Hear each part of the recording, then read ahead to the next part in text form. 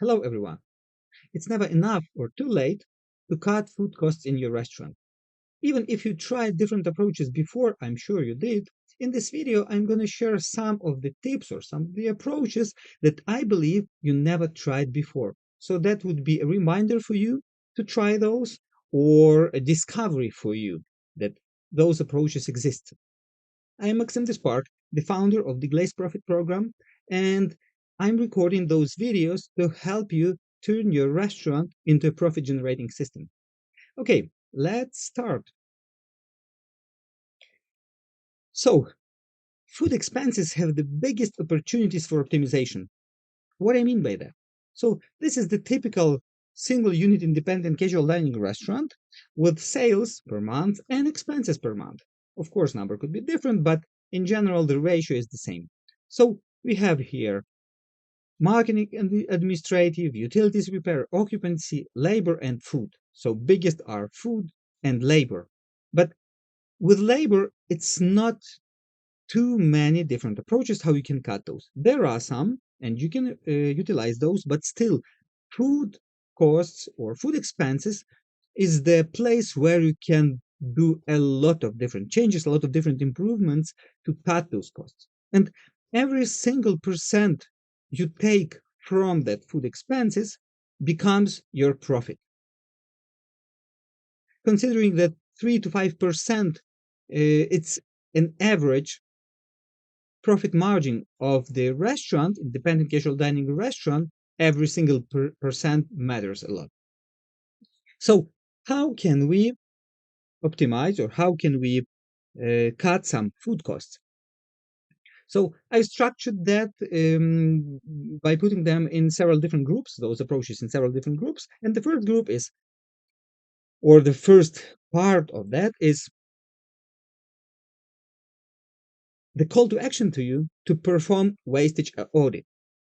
Of course, you can start some changes immediately, but before that, it's really nice to have better understanding. What is the food wastage, or what are places where you waste some of your food or lose some of your food? And why can you look? First of all, closely observe food preparation for potential over prepping. So the thing is, when your cooks preparing something like meat or something, and then at the end of the day they still didn't use everything, and for the next day they didn't use that as well, or forget about that or something, that becomes definitely becomes a waste, right? So you need to understand: do you have the problem of over preparing? And if you have, you need to start forecasting demand. So you know that every Wednesday you have in average that amount of customers and that amount of dish, that specific dish is being sold.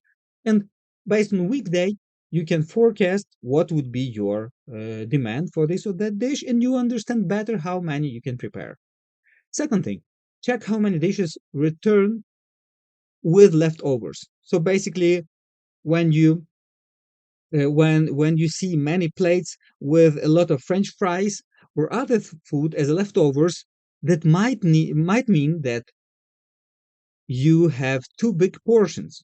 Even if some of your customers love that and say, "Oh, I love your big portions," that doesn't matter. It doesn't mean that you should serve that big amount, because if many people return some leftovers, or like leave some leftovers on the plate, that means that you might have over serving them with the food, and you might consider reducing the size of dishes. Now, check bins for solid waste. The thing is that sometimes or often in different restaurants, employees don't care too much how much food they put into the bins. And the simplest way to understand, do you have that problem or not, like over wasting of like potentially useful food, you can do the simple thing. You just go to the kitchen and check the bins if they're heavy or not. If they're heavy, that might mean that there is solid waste, or too much meat trims, or a lot of vegetables were put off.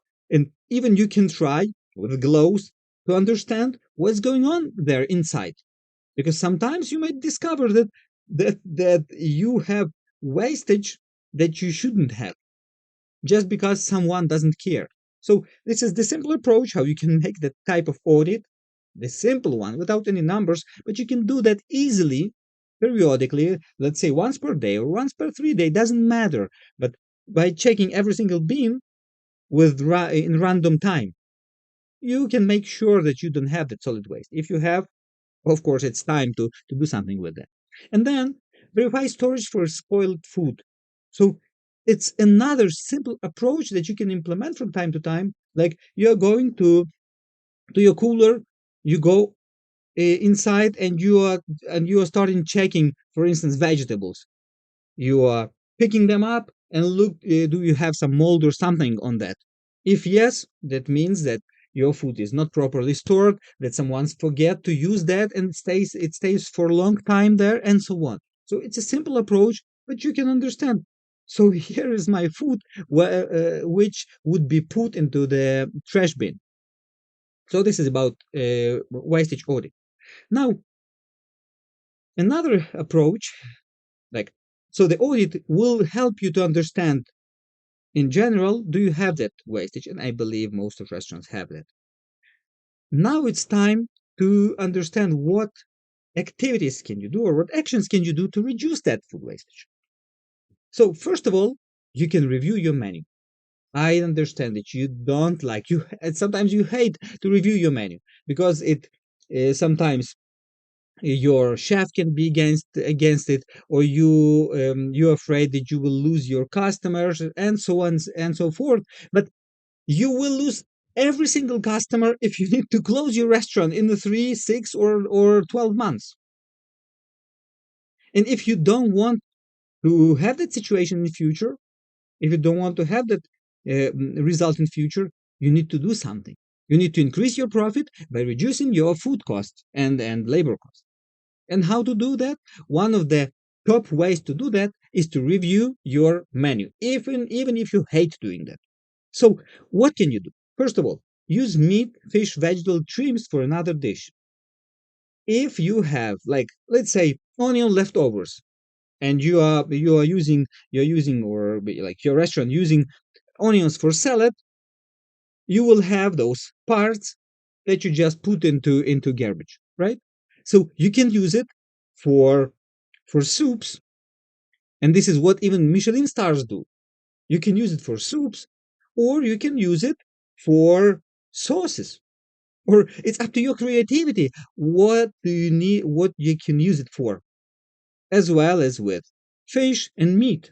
The same situation. If you have too many trims or too much trims of your raw ingredients, you can come out with new dishes, one, two, three, or five, or just sauces. Doesn't matter. But the more you utilize, the less you throw away. Then remove rare dishes from menu to avoid buying unpopular ingredients. You might have some dishes that are unpopular, and many restaurants have. So if you have, let's say, 50 or more dishes in your menu, you definitely have some dishes that are unpopular. So you're going one by one, you understand, using your POS reports, you understand what dishes are not popular, and you understand that you buy ingredients for those dishes, and those dishes will be ordered, let's say, once per week or something.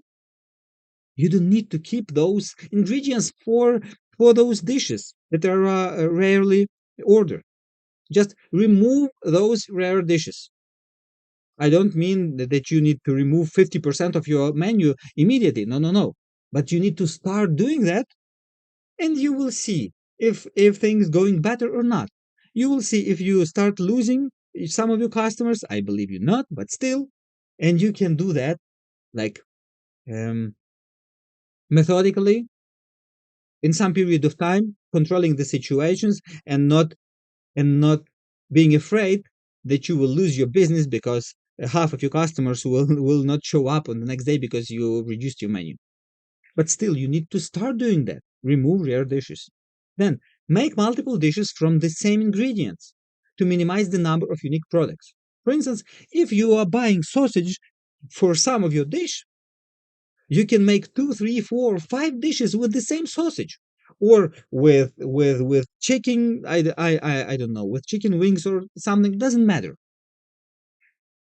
So the idea is, the less unique products you have, the less problems with long-staying ingredients on your shelf you have.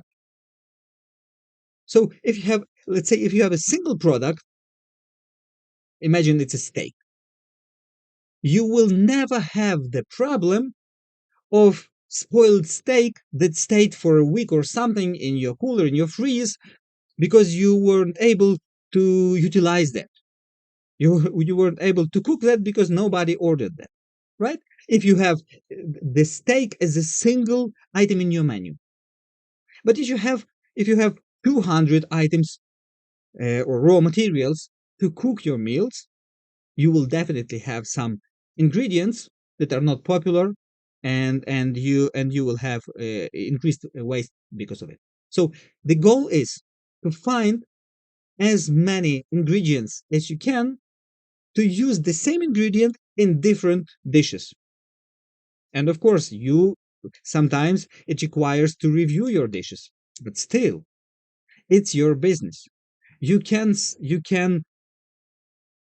please your customers with the food you do, because the quality of the food.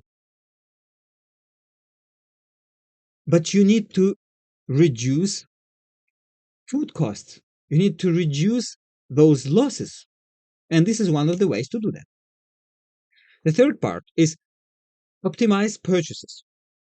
So when you do purchases, when you do orders, the first thing you need to remember, every time you trust your vendor, or you agree with vendor that it's better to buy more and have a discount, you put more food in your shelves. And the more ingredients, the more raw materials you put in your shelf, the more ingredients will be wasted, will be rotten, will be spoiled, and so on. Why? Because it's hard to deal with that amount of ingredients in proper order, and it's hard to control how much of that food you still have and you still need, and so on. So the bigger inventory you have, the harder it is to control it, and the harder to keep those ingredients fresh.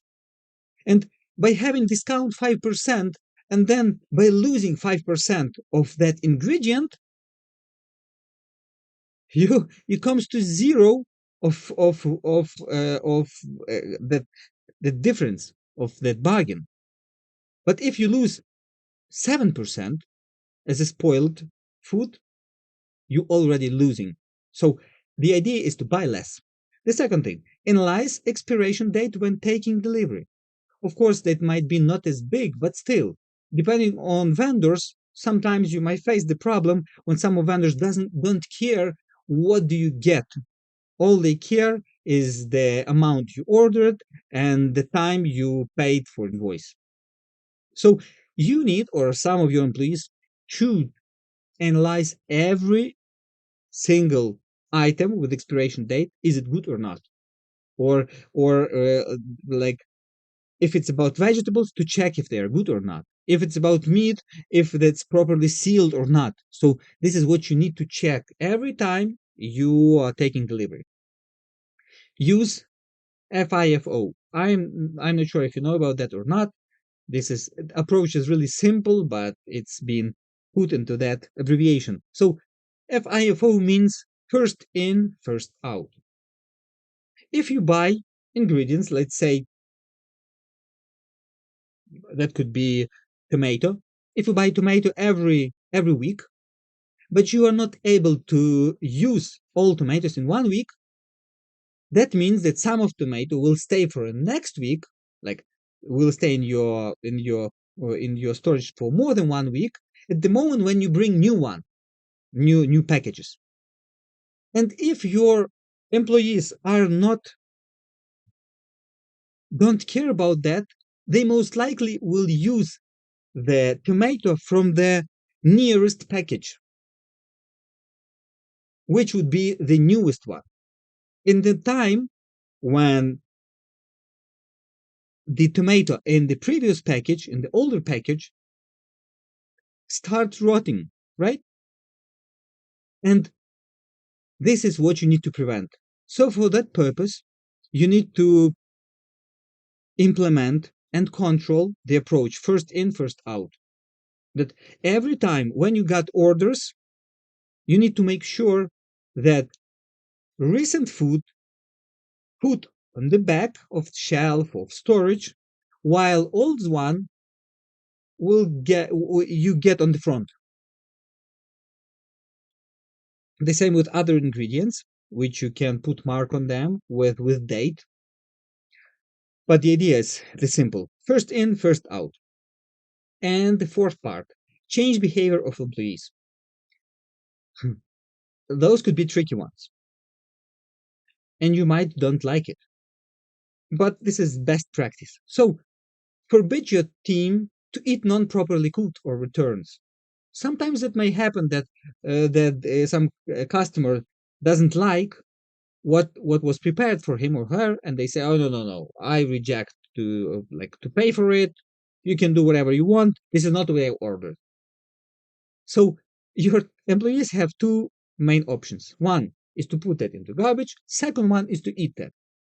It's already was cooked and they don't want it, so what should I do with that? Probably to eat that. And it might seem as a good idea, but with time, your employees start to get used to that approach and start to get used. Some of your employees, not everyone, but some of your employees might get used with the approach of eating for free in your restaurant. And every time you ask where, like, what's happened, like, where's our food, where's our ingredients, why we don't have so many sales, but so many ingredients were used. Oh, that's because that customer just ordered something and then it appeared and so on. And you can listen to a lot of different stories like that, but you don't need to. Once you put the rule that they can't eat those dishes, they can't eat. Moreover, they need to record those with you or with your manager, like it was returned, and you need to record them and confirm them. And only after that, if you or your manager confirms that, you might give them to eat that with a discount. And that's a proper approach. If you want to give them some free meals, that shouldn't be the top steak in your restaurant because it was overcooked or undercooked or something or with wrong sauce. It doesn't matter what. You need to split the part where you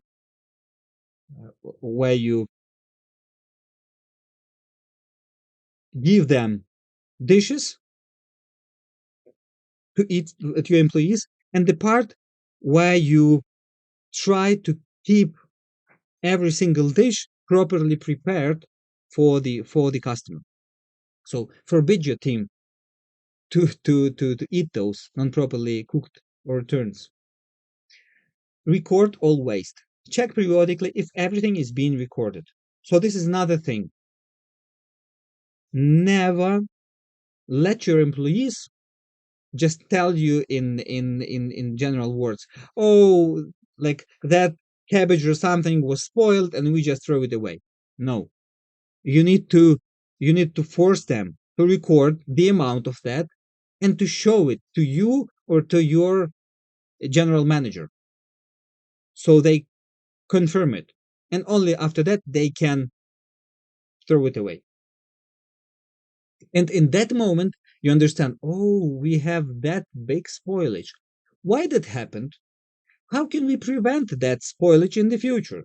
So those should be your primary questions when you see some kind of waste. How can we reduce that amount of waste in future?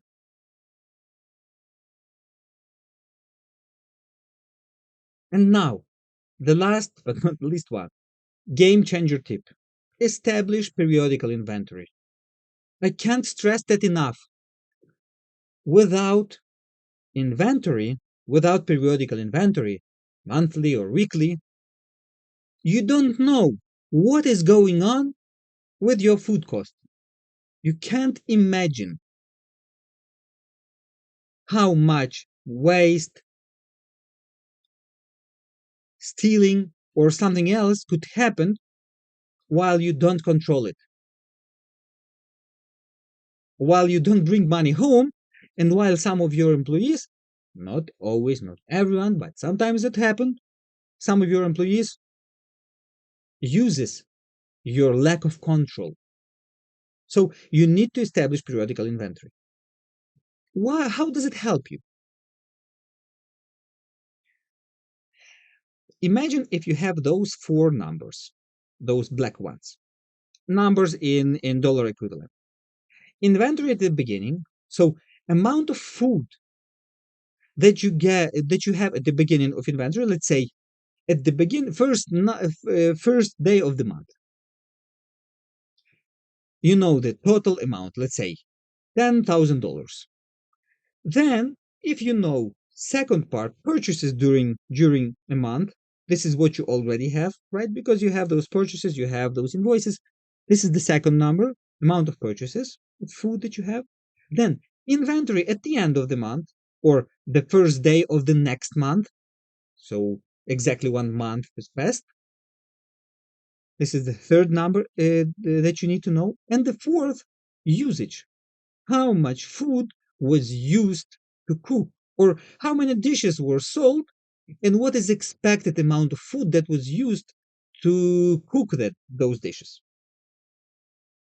So usage this means how much raw ingredients approximately was needed to cook those dishes. So if you have those four numbers, what you have an equation. In the first part, you have all the incomes or like what's been put at the beginning, and in the next part, you have what is left plus usage and plus losses. What that means, if you have those four numbers, you will know exactly what are your losses. Of course, not all of those losses are because of wastage, but definitely some of those are. Some of those just a theft, that's for sure, but other are losses. And by doing inventory at the beginning, inventory at the end, and having purchases and usage numbers in dollar equivalent, you will know your losses.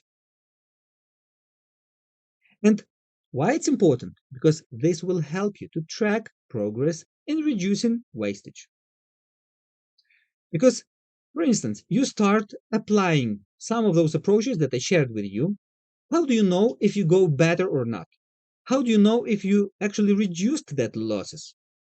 You don't know until you will measure that. And this is the way to do that. Please establish periodical inventory. I know it's hard. There are ways to make it easier. And basically, in this course, in our Deglaze Profit program, we help to do periodical inventory as easy as it could possibly be with our approach. And if you like the general structured approach that I'm sharing with you on this video and other our videos on this channel, if you like the structure, the logic in that, and if you like to know more how we can help to improve financial situation of your restaurant, and if you want to have more individual approach instead of watching those videos, please go to the description under this video, click on the first link, and you will get on all the information how to contact us and what it could be next steps and what benefits you can get by participating in our program. Otherwise, I hope that video will help you with some ideas what can you start doing immediately to cut food losses. I hope it helps. Um, if you like the video, please click thumb up, click subscribe, leave your comments. Please leave your comments. It's really important for me to understand. Is it worth creating those videos? Does it help you? How does it help you? Please leave those comments. And I wish you to increase your profit or profit margin by while decreasing your stress in your restaurant. We'll see you in the next video. Have a nice day.